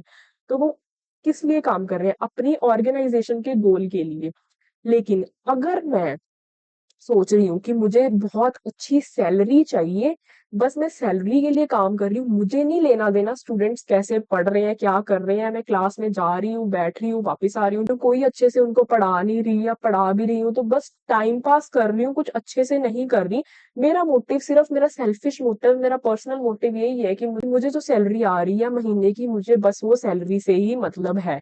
नहीं, इसका मतलब ये है कि आपकी ऑर्गेनाइजेशन का जो गोल है, आपकी ऑर्गेनाइजेशन का जो इंटरेस्ट है वो सबसे ऊपर, बच्चों को एजुकेट करना अच्छे तरीके से सबसे ऊपर, अपना जो इंटरेस्ट है वो नीचे। तो ऑर्गेनाइजेशन का इंटरेस्ट सबसे पहले होना चाहिए। नेक्स्ट प्रिंसिपल है रेमनरेशन ऑफ एम्प्लॉयज। इसका मतलब ये है कि जितने भी वर्कर्स काम कर रहे हैं उनको हम फेयर वेजेस पे करेंगे। फेयर वेजेस क्या हो गया, कि जिस हिसाब से काम कर रहे हैं उस हिसाब से उनको बनता उनका हक देंगे, ये नहीं कि कम पे कर रहे हैं, नहीं, जितना उनका हक बन रहा है उनको पूरा का पूरा उनका हक देंगे। The system of remuneration should be just and satisfactory to both employees and the organization। तो ये एक फेयर होना चाहिए और इससे दोनों को सेटिस्फेक्शन हो, एम्प्लॉय को भी और ऑर्गेनाइजेशन को भी। ये ना हो कि मैं अपनी मर्जी से आपको कम पे कर रही हूँ, तो मैं तो खुश हूँ being a company, being a organisation, लेकिन मेरे एम्प्लॉयज उदास है क्योंकि उनके खर्चे ही नहीं पूरे हो रहे। या फिर मैं इतना ज्यादा पे कर रही हूँ कि मेरे ऊपर कॉस्ट का बर्डन बढ़ रहा है, जिसके कारण मेरी कंपनी लॉसेस में जा रही है, लेकिन एम्प्लॉयज तो मेरे बहुत ही कुछ है। नहीं, सेटिस्फेक्शन होनी चाहिए, मैं जितना पे कर रही हूँ मैं खुश हूँ उससे, और एम्प्लॉयज को जितना मिल रहा है वो भी खुश है उससे। ये हो गया फेयर एंड जस्ट रेमनरेशन, क्योंकि इसके कारण वर्कर्स भी मोटिवेटेड रहेंगे और उनकी प्रोडक्टिविटी भी बढ़ेगी। Next centralisation and decentralisation. अब सेंट्रलाइजेशन और डिसेंट्रलाइजेशन क्या होता है। सेंट्रलाइजेशन मतलब होता है कि डिसीजन मेकिंग अथॉरिटी एक ही पर्सन के हाथ में है। मतलब कि जो भी उसके डिसीजन ले रहे हैं ना, किस मान लो क्या काम किया जाएगा, फर्दर कैसे वर्क डिवाइड होगा, उसकी सारी रिस्पॉन्सिबिलिटी एक ही पर्सन के हाथ में है, जो कि प्रिंसिपल के हाथ में। ठीक है। लेकिन डिसेंट्रलाइजेशन हो गया कि हम उस डिसीजन मेकिंग अथॉरिटी को डिवाइड कर देते हैं आगे डिपार्टमेंट्स में, डिफरेंट लेवल्स में। जैसे कुछ स्कूल्स में आपने देखा होगा एचओडी, हेड ऑफ डिपार्टमेंट बनाए जाते हैं। जैसे मान लो प्लस वन प्लस टू को उन्होंने एक कॉमर्स का डिपार्टमेंट बना दिया, एक साइंस का डिपार्टमेंट बना दिया, उनके हेड बना दिए, उनके आगे फर्दर टीम बना दी। तो सिर्फ प्रिंसिपल पूरे स्कूल के डिसीजन नहीं कर रहा, उसने फर्दर डिसीजन मेकिंग डिवाइड कर दी कि अगर आप कॉमर्स के एचओडी हो तो कॉमर्स डिपार्टमेंट के डिसीजन आपने लेने और फिर रिपोर्ट करना है। इस तरीके से क्या होता है, काम अच्छे से डिवाइड हो जाता है और एक पर्सन के ऊपर बर्डन नहीं रहता। लेकिन सेंट्रलाइजेशन में एक ही पर्सन वो सारा कुछ देख रहा होता है, तो सारा बर्डन भी उसी पे रहता है। तो फ्योल ने कहा कि बिल्कुल सेंट्रलाइजेशन भी नहीं होनी चाहिए कि सारा पर्सन एक काम कर रहा है, बिल्कुल डिसेंट्रलाइजेशन भी नहीं होनी चाहिए। ये ना हो कि सारा काम हमने आगे की आगे डिवाइड कर दिया और हमें कुछ पता ही नहीं है। बाद आ गया स्केलर चेन। स्केलर चेन क्या होता है? Chain of authority from highest to lowest rank. मतलब कि हाईएस्ट रैंक से लोएस्ट रैंक तक एक चेन बनाई जाती है। जैसे एक ऑर्गेनाइजेशन में पहले उसके बाद क्या आता है? मैनेजमेंट। उसके अंडर उन्होंने बना दिए production manager, marketing manager, sales. Further आगे उन्होंने आगे ड्यूटीज को डिवाइड कर दिया। तो एक चेन होती है हर ऑर्गेनाइजेशन में, मतलब हाईएस्ट अथॉरिटी जो कि सीईओ है से लेके लोअर जो कि हमारे वर्कर्स है, वहां तक काम क्या होता है? डिवाइडेड होता है। ऑर्गेनाइजेशन हमारी इस सीक्वेंस में डिसाइड होती है, हर पर्सन का एक अपना अलग रैंक होता है। तो उन्होंने कहा जो अथॉरिटी होनी चाहिए वो ऊपर से नीचे आनी चाहिए। और ऑर्गेनाइजेशन में जो भी कम्युनिकेशन होती है ना, वो ऐसे ही होती है, टॉप टू बॉटम, मतलब ऊपर से नीचे कम्युनिकेशन होती है। मतलब एक लाइन में होती है, सीईओ से नीचे नीचे एक एक लेवल पे जाते जाते वर्कर्स पे तक बात आती है। ये नहीं होता कि प्रोडक्शन वाला मैनेजर मार्केटिंग वाले के साथ बातें कर रहा है और मार्केटिंग वाला सेल्स वाले के साथ बातें कर रहा है। वो कहते हैं कि सेम लेवल पे कम्युनिकेशन नहीं होती, ऊपर से नीचे ट्रांसफर होती है ऑर्गेनाइजेशन में। फ्योल ने अब क्या कहा? फ्योल ने कहा जो ये चेन है ये फॉलो होनी चाहिए, मतलब ऊपर से नीचे ही अथॉरिटी होनी चाहिए। बट अगर कोई इमरजेंसी है तो डायरेक्ट कम्युनिकेशन भी हो सकती है एम्प्लॉयज में एट द सेम लेवल। मतलब कि प्रोडक्शन वाला मार्केटिंग वाले के साथ भी बात करता है और मार्केटिंग वाला सेल्स वाले के साथ भी सीधा बात कर सकता है। अगर मान लो कोई इमरजेंसी आ गई, हमें जल्दी जल्दी डिसीजन मेकिंग लेनी है, इतना टाइम नहीं है कि नीचे से ऊपर तक पूरी पहले बात पहुंचे, फिर ऊपर प्रॉपर मीटिंग हो, सारे बैठे, फिर डिसीजन आए, 10 दिन लग जाए और हमारा जो काम क्या है खराब हो जाए। तो उसने कहा कि वैसे तो चेन फॉलो होनी ही चाहिए, होना तो ऐसे ही चाहिए, ऊपर से नीचे, नीचे से ऊपर बात जाए, फिर एक लेवल पे डिसीजन लिया जाए। लेकिन अगर इमरजेंसी आ जाए तो हम डायरेक्ट सेम लेवल लोगों के साथ भी, जैसे प्रोडक्शन, मार्केटिंग, रिसर्च वाले, आपस में भी मिलके एक दूसरे के साथ सेम लेवल पे भी बात कर सकते हैं ताकि हम जल्दी डिसीजन मेकिंग कर पाए। और अगर जब हम ये ऐसे करते हैं तो उसे हम कहते हैं gang plank. Very very very important for 1 mark. उसके बाद आ गया ऑर्डर। ऑर्डर का मतलब क्या है? हर चीज प्रॉपर जगह पे पड़ी होनी चाहिए, हर पर्सन के लिए, हर मटेरियल के लिए एक प्रॉपर प्लेस डिसाइड हो और हर चीज अपनी ही जगह पे रखी हुई हो। ऑर्डर मतलब हर चीज जहाँ पे होनी चाहिए वहां पे ही होनी चाहिए, हर बंदे की जगह एक ऑर्गेनाइजेशन में डिफाइन होनी चाहिए। जैसे आपने देखा होगा कॉलेजेस में हर टीचर को एक अलग स्टाफ रूम में कैबिन प्रोवाइडेड होता है, ठीक है। क्यों? अगर उन्हें ना हो तो वो अपनी मर्जी से कहीं भी बैठेंगे और इसके कारण उनमें कन्फ्लिक्ट्स भी हो सकती हैं आपसी, या फिर उनकी वर्किंग भी थोड़ी डिस्टर्ब हो सकती है। तो उन्होंने कहा एक प्रॉपर प्लेस डिसाइड कर दो, काम की भी, लोगों की भी, और हर चीज अपनी उस जगह पे पड़ी हो, सो दैट कि कोई भी कंफ्यूजन ना हो, काम अच्छे तरीके से हो जाए, सिस्टमेटिक वे से काम हो जाए और एफिशिएंसी बढ़ जाए। उसके बाद आ गया इक्विटी। ये मैंने आपको स्टार्टिंग में भी थोड़ा इसके बारे में बताया था कि इक्विटी क्या होता है, कि हम एम्प्लॉयज को विद काइंडनेस और फेयरनेस ट्रीट करेंगे। मतलब सारे एम्प्लॉयज हमारे लिए एक बराबर हैं, हम किसी को भी प्रेफरेंस नहीं देंगे। मतलब कि सारे एम्प्लॉयज हमारे लिए एक बराबर है, हम किसी में भी कोई भेदभाव नहीं करेंगे on the basis of gender. Discrimination नहीं होगा, ना रिलीजन के बेस पे, ना किसी की कास्ट के बेसिस पे, ना किसी की लैंग्वेज के बेसिस पे, कोई भी डिस्क्रिमिनेशन नहीं होगा, सारे हमारे लिए बराबर हैं। उसके बाद आ गया next principle, stability of tenure of personnel. Tenure क्या होता है? Time period. तो जितनी देर के लिए कोई वर्कर हमारे पास काम कर रहा है तो स्टेबिलिटी होनी चाहिए। ये नहीं कि एक वर्कर को हम जल्दी से जल्दी निकाल रहे हैं या वो जल्दी से जल्दी ऑर्गेनाइजेशन को छोड़ के जा रहा है, नहीं, स्टेबिलिटी होनी चाहिए। क्योंकि अगर कोई जॉब सिक्योरिटी हम उन्हें देंगे ना, स्टेबिलिटी देंगे, तो उनकी एफिशिएंसी भी बढ़ेगी और लेबर टर्नओवर भी कम होगा। क्योंकि हर किसी को स्टेबिलिटी चाहिए। मैं 2 महीने के लिए तो एक college as a teacher join नहीं करूंगी या स्कूल ज्वाइन नहीं करूंगी। आई वांट कम से कम 2-3 साल के लिए मुझे वहां पे स्टेबिलिटी मिले ना। क्योंकि 2 महीने बाद मैं फिर कहाँ जाऊंगी, कहाँ से नया काम ढूंढूंगी। सो स्टेबिलिटी इंश्योर करो, जल्दी से जल्दी मत निकालो वर्कर्स को।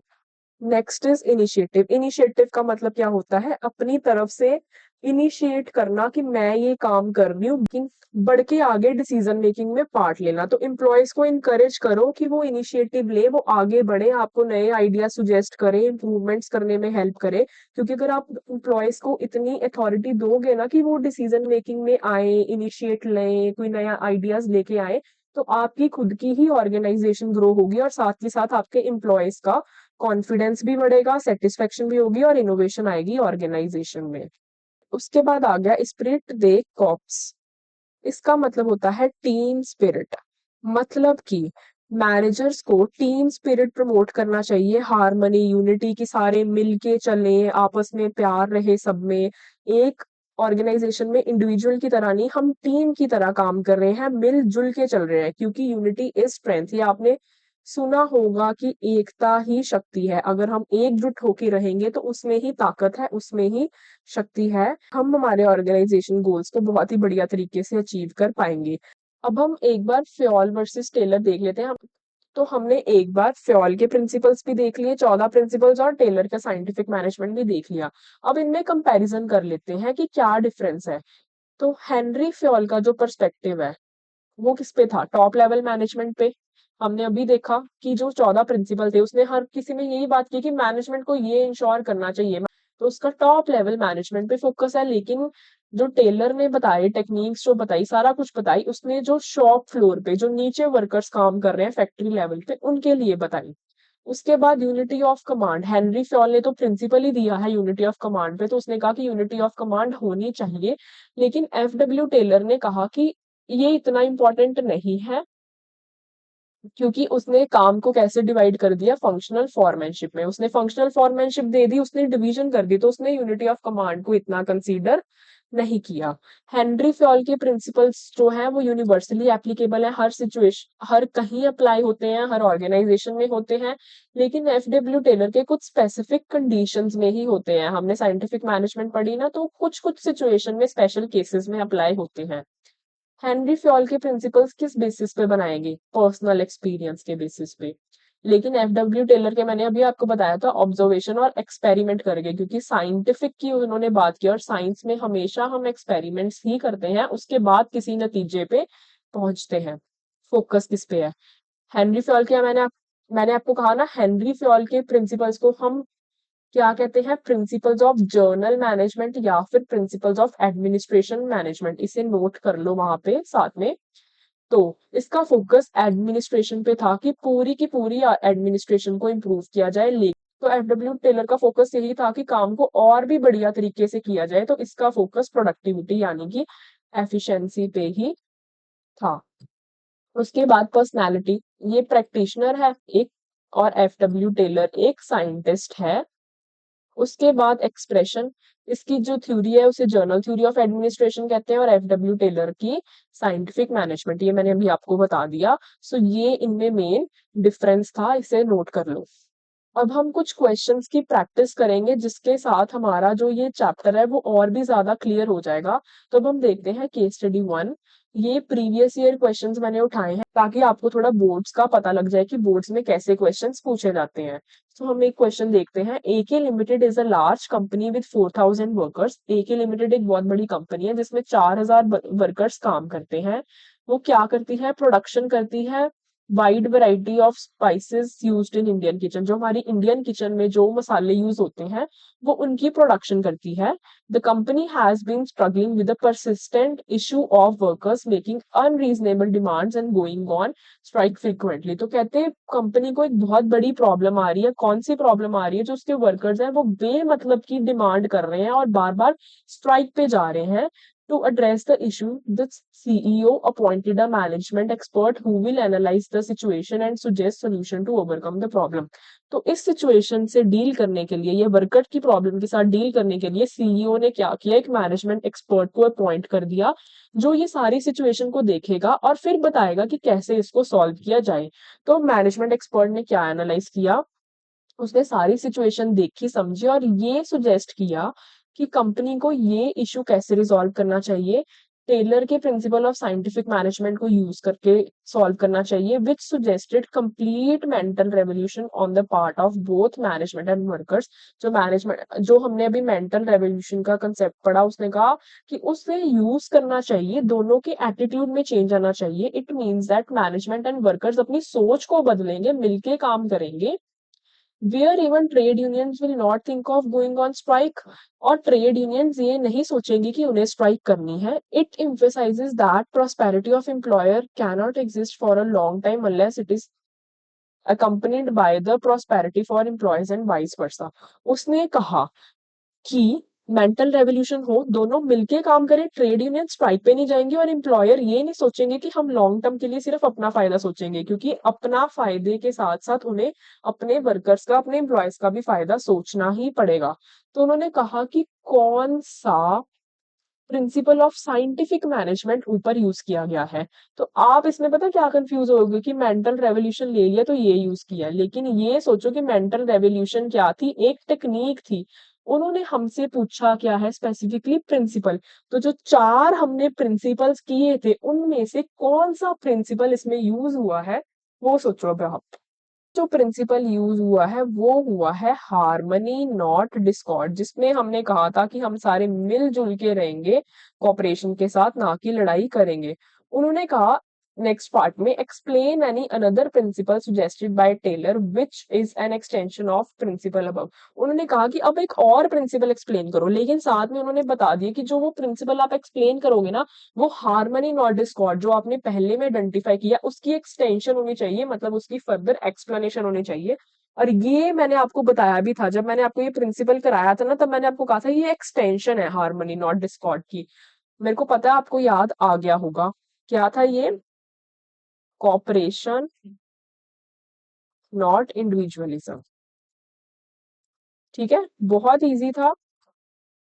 क्या करना है आपने एग्जाम में, पहले केस को पढ़ना है, जैसे मैंने अभी आपको ट्रांसलेट करके बताया ना हिंदी में, आपने दिमाग में साथ साथ ऐसे ट्रांसलेट करना है, फिर क्वेश्चन पढ़ना है। मैंने आपको बताया आप यहाँ पे मेंटल रेवोल्यूशन सोच सकते थे, जो मेरे दिमाग में भी आया, लेकिन फिर उस वो मेंटल रेवोल्यूशन आंसर क्यों नहीं है मैंने आपको बताया, क्योंकि वो है टेक्निक। आपसे पूछा है प्रिंसिपल, प्रिंसिपल देखते ही आपके दिमाग में आ जाने चाहिए चार principle, science not rule of thumb और ये हार्मोनी नॉट डिस्कॉर्ड, ये चार प्रिंसिपल की, उसमें से कौन सा प्रिंसिपल यहाँ पे आपको लग रहा है? उन्होंने कहा लड़ाई हो रही है, दोनों एक दूसरे की बात नहीं सुन रहे, तो हमने हार्मनी में ये चीज की थी। उसके बाद फिर अगला क्वेश्चन देखो, आपको पता लग जाएगा और आप इसे अच्छे से एक्सप्लेन करके आना। यहाँ पे मैं जस्ट आपको आंसर्स बता रही हूँ कि क्या आंसर होगा, एक्सप्लेनेशन आप मेरे को पता है खुद कर लोगे, क्योंकि ऑलरेडी मैंने आपको डिटेल में सारा कुछ करवा दिया हुआ है। सो ये है question number 2। Reshma opened R K hair and beauty salon in a reputed locality and appointed 15 people as salon staff. तो रेशमा ने R K hair and beauty salon, अपना एक सैलून खोला, ठीक है, उसने 15 लोग रखे अपने स्टाफ में। However with in just a few months he observe that the employees were leaving the saloon one by one and the business was not able to meet even the monthly target। लेकिन उसने कुछ महीनों बाद देखा कि employees तो एक एक करके छोड़ के जा रहे हैं और वो तो अपने महीने के टारगेट्स तक नहीं फुलफिल कर पा रहे। ऐसे कैसे काम होगा अगर एम्प्लॉयज छोड़ के जाएंगे?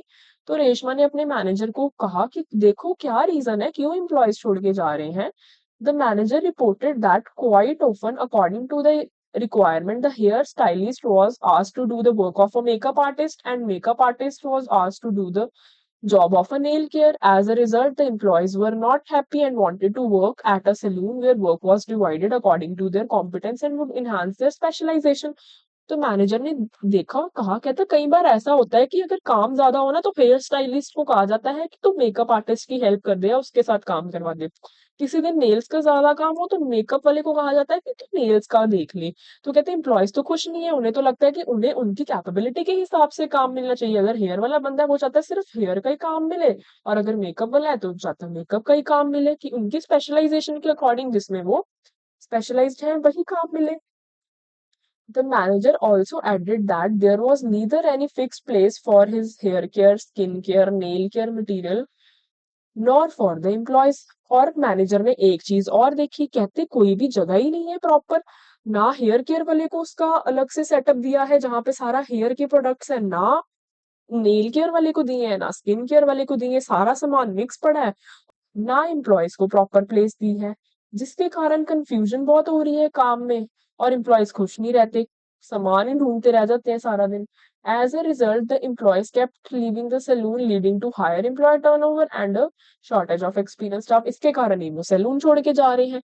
तो क्वेश्चन क्या है, ये है question, identify and explain the two principles of management discussed that are not followed in RK Hair and Beauty Salon. Management principles of journal management, principles of administration management तो Henry Fayol के ही mainly होते हैं, लेकिन जब scientific main आ जाए ना तब scientific पे फोकस होता है। तो कौन से दो हेनरी फ्योल्स के प्रिंसिपल नहीं फॉलो हुए? बहुत इजी, स्पेशलाइजेशन से आपको पता लग गया होगा। कौन सा है अभी मैंने बताया, डिवीजन ऑफ वर्क। और किसी काम की कोई भी प्रॉपर प्लेस नहीं है, इससे क्या पता लगा, ऑर्डर। तो आपने क्या करना है, आपने ये दोनों प्रिंसिपल्स लिखने हैं, साथ में थोड़ा सा आप बताओगे आपको कैसे पता लगा, चाहे डॉटेड लाइन में जैसे स्टार्टिंग के दो वर्ड्स लिखे डॉटेड लाइन कर दो, और ऑर्डर में भी स्टार्टिंग के दो तीन वर्ड्स लिखे डॉटेड लाइन कर दो, ताकि आप बता के भी आओ चेकर को कि आपको कैसे पता लगा। और फिर इनकी एक्सप्लेनेशन दे दो दो दो लाइंस में कि डिवीजन ऑफ वर्क क्या है और ऑर्डर क्या है। इससे आपका क्वेश्चन कंप्लीट हो जाएगा, लेकिन ये जरूर बता के आना क्वेश्चन की रेफरेंस दे के कि कहाँ से आपको पता लगा, ये आपको यहाँ से पता लगा। As a result employees are not happy, dot dot करके एंड में लिख दो, वुड एनहांस देयर स्पेशलाइजेशन। अगर छोटी लाइन है, एक ही लाइन है तो पूरी चाहे लिख दो, अगर बड़ी है ऐसे तो डॉट डॉट करके चाहे लिख के आओ, स्टार्टिंग के दो तीन वर्ड्स, एंड के दो तीन वर्ड्स, बट ये जरूर मेंशन करके आओ, लेकिन ये जरूर क्वेश्चन की रेफरेंस में से देखे आओ। Next question is, Diwan Limited is a multinational consulting company with its headquarters at Washington DC. तो Diwan Limited एक MNC है जिसके headquarters Washington में है. It hires young people from different countries of the world. ये पूरी दुनिया में से young लोगों को hire करती है. It is a company in which people dream to work because of its work environment, pay growth and prospectus. ये वैसी कंपनी है जहाँ पे लोग काम करना चाहते हैं क्योंकि इसका वर्क कल्चर बहुत अच्छा है, पे बहुत अच्छी है। The company has a culture of open communication and people of various nationalities work together in a discrimination-free environment. कोई discrimination नहीं है, open communication है। The behavior of managers of Diwan Limited emphasize kind है, लोग वहाँ पे proper fairly treat करते हैं, loyalty है, devotion है workers की, mutual trust है, belongingness है team members में। So in this way management of demand in this way management of Diwan Limited is able to achieve its objectives by promoting teamwork. तो वो अपने objectives भी achieve कर पाते हैं टीम वर्क प्रमोट करके। By doing so managers of Diwan limited are following some principles of management. तो उसने कहा कि ऐसे करके वो कुछ प्रिंसिपल्स ऑफ मैनेजमेंट फॉलो कर रहे हैं। ऐसे कोई दो प्रिंसिपल्स बताओ जो आपको यहाँ पे पता लगे। एक तो सबसे पहले तो टीम वर्क से आपको पता लग ही गया होगा, कौन सा, जो मैंने अभी 14th आपको कराया, स्प्लिट दे कॉप्स। ठीक है, और ये टीम वर्क से आपको पता लगा, तो टीम वर्क का आप यहाँ पे रेफरेंस देके आओगे और साथ में एक्सप्लेन करोगे। ये रहा reference, mutual trust belongingness among the team members. ठीक है, उसके बाद और उन्होंने क्या कहा, कल्चर है किसका, ओपन कम्युनिकेशन का, खुल के बात कर सकते हैं, कोई डिस्क्रिमिनेशन नहीं है। मैनेजर्स क्या करते हैं, इंश्योर करते हैं जस्टिस हो, लॉयलिटी हो, डिवोशन हो, एक अच्छा वर्क एनवायरनमेंट है, पे ग्रोथ है, प्रोस्पेक्टस है, आपने डिस्क्रिमिनेशन की बात देखी तो आपके दिमाग में इक्विटी भी आ रहा होगा, नहीं। क्यों नहीं? क्योंकि यहाँ पे वेजेस की कोई बात नहीं की कि वहां पे वेजेस की थी। यहाँ पे उन्होंने एक ओपन कल्चर की बात की कि काम करने का कल्चर बड़ा ओपन है। जो ये सारी बातें देके हमें समझ आ रहा है ना, हमें ये काम का कल्चर समझ आ रहा है कि ओपन कल्चर है। तो वो था इनिशिएटिव में। उसके बाद फ्लेवर्स उसके बाद next question. Flavours limited was engaged in the business of making handmade chocolates. Lately, the business was expanding due to good quality and reasonable prices. As the demand was increasing, Flavor Limited decided to explore bakery products as well. तो Flavors Limited क्या था? वो handmade chocolates बनाते थे और इनका business बहुत ही अच्छी और उनका बिजनेस अच्छा चल रहा था क्योंकि उनकी अच्छी क्वालिटी थी और रीजनेबल प्राइसेस थे। तो जैसे डिमांड बढ़ने लगी, उन्होंने कहा कि हम और बेकरी प्रोडक्ट्स भी एक्सप्लोर करते हैं, वो भी बनाते हैं। In order to make bakery products the company directed its workforce to work overtime, but this resulted in multiple problems. तो उन्होंने जब बेकरी प्रोडक्ट्स भी बनाने का सोचा, उन्होंने अपने वर्कर से ओवरटाइम करवाना शुरू कर दिया, मतलब ज्यादा काम करवाने लग गए, जिसके कारण प्रॉब्लम्स बढ़ गई। Due to increase pressure the efficiency कम होगी, प्रेशर बढ़ गया। Workers had to take orders from more than one superior, एक से ज्यादा सुपीरियर उनके सिर पे चढ़ के उनको उनको ऑर्डर देने लगा, क्योंकि अब वो चॉकलेट नहीं बना रहे थे और बेकरी का भी सामान बना रहे थे। वर्कर्स ओवरबर्डन हो गए, उनकी हेल्थ भी खराब होने लगी। तो प्रोडक्ट की क्वालिटीज क्या होगी? कम होगी, जिसके कारण मार्केट में भी उनका शेयर कम हो गया। तो company realise that they had implement changes without waiting for required infrastructure. उन्होंने कंपनी ने देखा, उन्होंने चेंजेस तो ले आए लेकिन इंफ्रास्ट्रक्चर चेंज किया नहीं। मे बी वर्कर्स ना ज्यादा लेके आए हो, ये सेटअप तो चेंज किया नहीं, काम उल्टा बढ़ा लिया। Identify and explain the principles या कोई टेक्निक ऑफ टेलर या Fayol referred in the above para. तो उन्होंने कह दिया ओपन हो, दोनों में से देख लो, दोनों के प्रिंसिपल्स की है टेलर फ्योल के, आपको कौन सा लग रहा है वो बताओ। एक तो जो इन्होंने बात की है taking orders from more than one superior, जब ये बात आ गई ना, यहाँ पे तो यूनिटी ऑफ कमांड की बात होती है, जो हमने अभी हेनरी फ्योल का किया। तो यहाँ से तो सिंपल ये लिख दो और कहाँ से पता लगा वो भी लिखूंगे। उसके बाद देखो और कुछ आपको पता लग रहा है? हाँ, फटीग स्टडी जो टेक्निक थी उनकी, कैसे पता लगा? बर्डन हो गए, हेल्थ इफेक्ट होने लगी। Now the time for the last question, fifth one. संकेत after completing his entrepreneurship course from USA returned to India and started a coffee shop in famous mall in Mumbai। संकेत कहते हैं USA से अपना entrepreneurship का course करके आया, वहां से आके उसने मुंबई में एक मॉल में कॉफी शॉप ओपन कर ली। The specialty of coffee shop was a special aroma of coffee and a wide variety of flavors to choose from। तो कॉफ तो उसकी कॉफी शॉप की क्या स्पेशलिटी थी, क्या स्पेशल था? एक तो कॉफी की जो फ्रेग्रेंस थी, एरोमा। उसके बाद डिफरेंट फ्लेवर्स ऑफ कॉफी मिलते थे जिसमें से कस्टमर चूज कर सकते थे। Somehow the business was neither profitable nor popular. लेकिन बिजनेस जो था ना तो प्रॉफिट कमा पा रहा था, ना ही वो पॉपुलर हो पाया। Sanket was keen to find out the reason. Sanket को लगा क्या है इसके पीछे कारण, तो उसने रिया को पॉइंट किया जिसने एमबीए की हुई थी एक रिप्यूटेड मैनेजमेंट इंस्टीट्यूट से, ये देखने के लिए कि बिजनेस क्यों वर्क नहीं कर रहा। तो उसने एज अ मैनेजर रिया को रख लिया। रिया ने क्लाइंट से फीडबैक ली एंड ये देखा कि उन्हें कॉफी तो पसंद आ रही है, बट वेटिंग टाइम बहुत ज्यादा है ऑर्डर को प्रोसेस करने का। मतलब अगर उन्होंने ऑर्डर दिया तो 20 30 40 मिनट मान लो हो सकता है लग रहे हो उस ऑर्डर को बनाने के लिए। मतलब ऑर्डर देने के बाद उस ऑर्डर को तैयार करने के लिए बहुत टाइम लग रहा है, जिसके लिए उनको बहुत ज्यादा वेट करनी पड़ रही है for a cup of coffee. उसने एनालाइज किया और उसने देखा कि बहुत ज्यादा अननेसेसरी ऑब्स्ट्रक्शंस है जिसे हम हटा सकते हैं, कि बहुत ज्यादा अननेसेसरी बीच में मूवमेंट्स होती है या ऑब्स्ट्रक्शन होती है जिन्हें हम हटा सकते हैं और जो टाइम वेस्ट कर रही है। तो उसने स्टैंडर्ड टाइम रख दिया फॉर प्रोसेसिंग ऑर्डर। मान लो उसने एक टाइम रख दिया, हो सकता है उसने कहा कि 10 मिनट के अंदर अंदर कॉफी मिल जानी चाहिए। She also realized that there were many flavors whose demand was not enough। उसने ये भी देखा कि बहुत ज्यादा फ्लेवर्स तो ऐसे ही थे जिनकी तो मार्केट में कोई डिमांड ही नहीं थी। तो उसने कहा कि ऐसे फ्लेवर्स की जो सेल है उसे बंद कर दिया जाए, ऐसे फ्लेवर्स को बनाना बंद किया जाए, इससे उनकी कॉस्ट वगैरह सारा कुछ सेव होगा। As a result within short period Riya was able to attract the customers. और दो टेक्निक्स बताओ साइंटिफिक मैनेजमेंट की इस पे, जिसकी हेल्प से रिया ये सॉल्व कर पाई। तो जो हमने अभी 7 8 टेक्निक्स की हैं ऊपर, time study, method study, functional foremanship, simplification, standardization, उनमें से कोई 2 टेक्निक्स बताओ जिसकी मदद से रिया इस प्रॉब्लम को सॉल्व कर पाई। मुझे दिख रही है लेकिन ये क्वेश्चन मैं सॉल्व नहीं करवा रही। ये आपका होमवर्क क्वेश्चन है, ये आप मुझे खुद सॉल्व करके कमेंट सेक्शन में बताने वाले हो सो दैट मुझे भी पता लगे कि आपको कितना मेरा पढ़ाया हुआ समझ आ रहा है। तो this was all about this chapter of principles of management.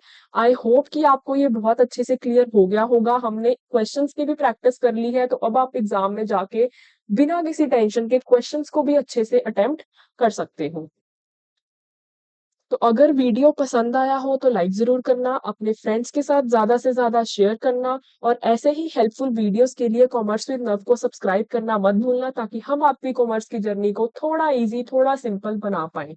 तो मिलते हैं नेक्स्ट वीडियो में, तब तक के लिए कीप लर्निंग, कीप ग्रोइंग।